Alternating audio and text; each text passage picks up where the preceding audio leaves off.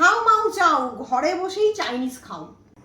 সেই জন্যই চিকেনগুলোকে নিয়ে নিলাম আর তারপরে মিক্সিতে লঙ্কা আর পেঁয়াজ দিয়ে একটু পেস্ট করে নিলাম। তারপর সেই চিকেনের মধ্যে নুন, একটু কর্নফ্লাওয়ার, একটু ময়দা, ডিম, একটু চিকেন মশলা আর গরম মশলা দিয়ে ভালো করে মেখে টেকে গোল গোল বলের আকারে তৈরি করে রেখে দিলাম। তারপরে আর কি কড়াইতে একটুখানি তেল গরম করে সেই তেলের মধ্যে ছেড়ে গোল্ডেন করে ফ্রাই করে নিলাম চিকেনের বলগুলো।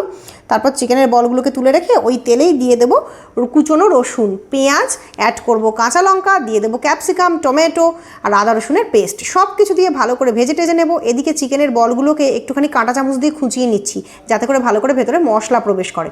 তারপর তার মধ্যে অ্যাড করে দিচ্ছি চিকেনের বল, দিয়ে দিচ্ছি সয়া সস, ভিনিগার, নুন, চিনি, দিয়ে দিচ্ছি জল, টমেটো সস দিয়ে ভালো করে কষিয়ে রসিয়ে রান্না করে নিলেই কিন্তু রেডি হয়ে যাবে দারুণ স্বাদের চিকেন মাঞ্চুরিয়ান।